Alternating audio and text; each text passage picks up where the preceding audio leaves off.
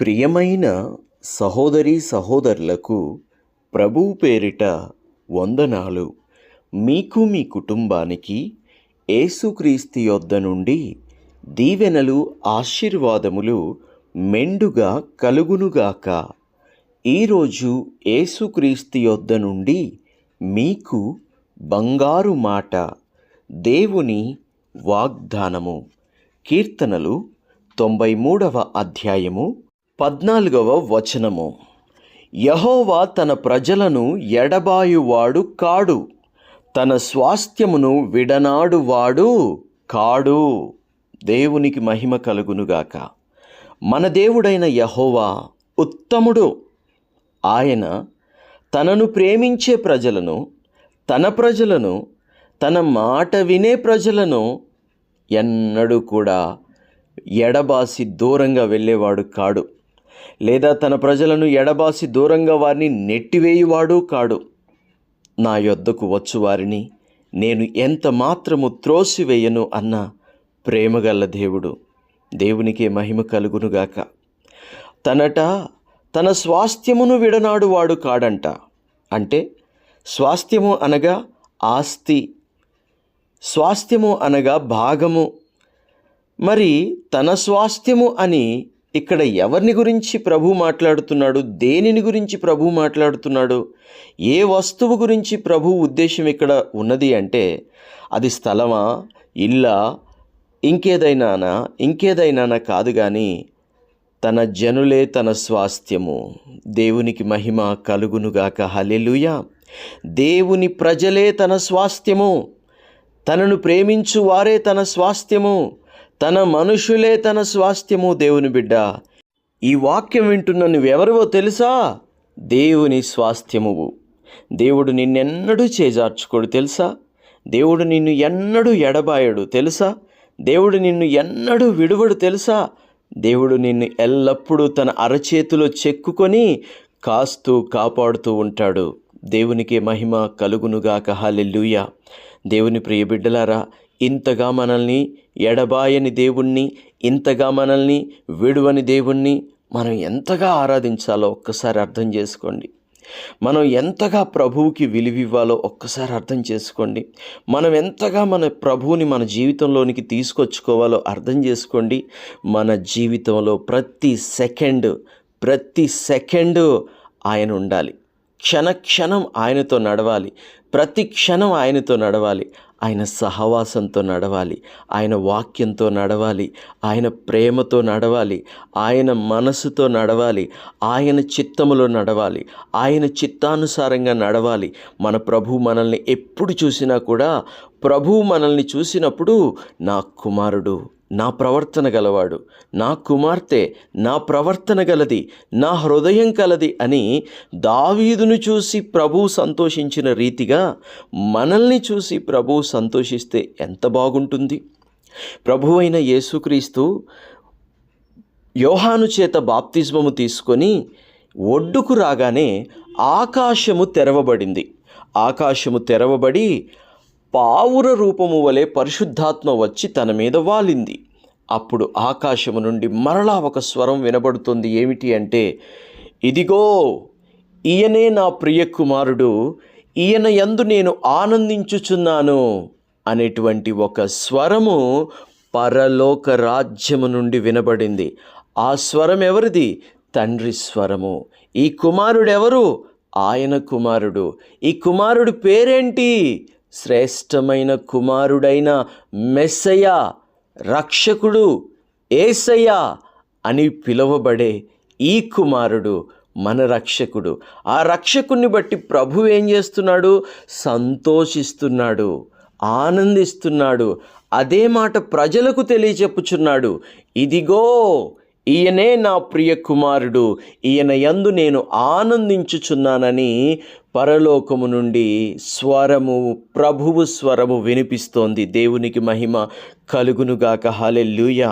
ప్రియ దేవుని బిడ్డలారా, మనల్ని బట్టి కూడా మన ప్రభువు అలా సంతోషించి, ఇదిగో వీరే నా పిల్లలు, ఇదిగో వీరే నా కుమారులు, నా కుమార్తెలు, వీరి యందు నేను ఆనందించుచున్నానని నీ ప్రభు నిన్ను చూసి నిన్ను బట్టి మాట్లాడితే ఎంత బాగుంటుంది ప్రియ సహోదరి సహోదరులారా.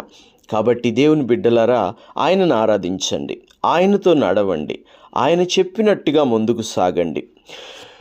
కీర్తనలు 94:1 నుండి కొన్ని మాటలు చదువుకుందాము. యెహోవా ప్రతీకారము చేయు దేవా, ప్రతీకారము చేయు దేవా, ప్రకాశింపుము. భూలోక న్యాయాధిపతి లెమ్ము, గర్విష్ఠులకు ప్రతిఫలమిమ్ము.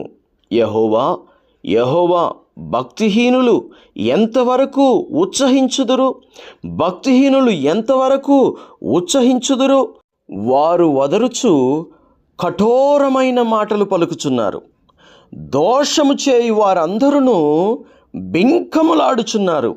యెహోవా చూచుటలేదు, యాకోబు దేవుడు విచారించుటలేదు అనుకొని, యెహోవా వారు నీ ప్రజలను నలగగొట్టుచున్నారు, నీ స్వాస్థ్యమును బాధించుచున్నారు. విధవరాండ్రను పరదేశులను చంపుచున్నారు, తండ్రి లేని వారిని హతము చేయుచున్నారు. జనులలో పశుప్రాయులారా, దీనిని ఆలోచించుడి. బుద్ధిహీనులారా, మీరెప్పుడు బుద్ధిమంతులగుదురు? చెవులను కలుగజేసినవాడు వినకుండునా? కంటిని నిర్మించినవాడు కానకుండునా? అన్యజనులను శిక్షించువాడు, మనుష్యులకు తెలివి నేర్పువాడు దండింపక మానున? నరుల ఆలోచనలు వ్యర్థములని యెహోవాకు తెలిసియున్నవి. యెహోవా, నీవు శిక్షించువాడు, నీ ధర్మశాస్త్రమును బట్టి నీవు బోధించువాడు. ధన్యుడు భక్తిహీనులకు గుంట త్రవ్వబడు వరకు నీతిమంతుల కష్టదినములను పోగొట్టి వారికి నెమ్మది కలుగజేయుదువు. యెహోవా తన ప్రజలను ఎడబాయువాడు కాడు, తన స్వాస్థ్యమును విడనాడువాడు కాడు. నీతిని స్థాపించుటకై న్యాయపు తీర్పు జరుగును. యథార్థ హృదయులందరూ దానిని అనుసరించెదరు. దుష్టుల మీదికి నా పక్షమున ఎవడు లేచును? దోషము చేయువారి విరోధిగా నా పక్షమున ఎవడు నిలుచును? యెహోవా నాకు సహాయము చేసి ఉండని ఎడల నా ప్రాణము శీఘ్రముగా మౌనమునందు నివసించి ఉండును. నా కాలు జారెనని నేననుకొనగా, యెహోవా నీ కృప నన్ను బలపరుచుచున్నది. దేవునికి మహిమ కలుగునుగాక. హల్లెలూయా. దేవుని కృప ఏం చేస్తోంది? బలపరుచుచున్నది. నా అంతరంగమందు విచారములు హెచ్చుగా, నీ గొప్ప ఆదరణ నా ప్రాణమునకు నెమ్మది కలుగజేయుచున్నది. దేవునికే స్తోత్రము, మహిమ కలుగునుగాక. వాక్యం వింటున్న ప్రియ సహోదరి సహోదరులారా, కష్టములో, శ్రమలో, బాధలో, శత్రువుల చేత పీడింపబడుచూ ఉన్నారా? ఎవరు చూడట్లేదని వారు అనుకుంటున్నారు, ఎవరు వినట్లేదని వారు అనుకుంటున్నారు. కాదు కాదు, కన్నులు కలుగు చేసిన వాడు చూస్తున్నాడు, చెవులను నిర్మించిన వాడు చూస్తున్నాడు, వింటున్నాడు. చూస్తున్న దేవుడు ఇదిగో ఖచ్చితంగా కృప చూపించి నీ ప్రాణమునకు నెమ్మది కలుగజేస్తాడు. దుష్టుల ఆలోచనలను లయపరుస్తాడు. నీకు తన కృప చొప్పున బలమును అనుగ్రహిస్తాడు. నమ్మకంతో, విశ్వాసంతో నాతో పాటు ఈ ప్రార్థనలో ఏకీభవించు. నీ శత్రువులను దేవుని చేతికి అప్పగించు. ప్రార్థన. తండ్రి, నీకు వందనాలు. ప్రభువా, నీకు స్తుతులు, స్తోత్రాలు. తండ్రి, ఈ వాక్యం విన్న ప్రతి బిడ్డని నీ కృపలో జ్ఞాపకం చేసుకో తండ్రి. నీ కృప చొప్పున, నీ దయ చొప్పున, నీ కరుణ చొప్పున, నీ కటాక్షం చొప్పున ఇక్కడున్న ప్రతి బిడ్డని నీ చేతికి అప్పగిస్తున్నాను, నీ హస్తాలకు అప్పగిస్తున్నాను. తండ్రి, ఈ నీ బిడ్డలను బలపరచు తండ్రి. ఎవరూ చూడట్లేదని, ఎవరూ కనట్లేదని తండ్రి ఎవరు వినట్లేదని వారు మా మీదికి లేస్తున్నారు. లేచు వారందరినీ నీ చేతికి అప్పగిస్తున్నాను.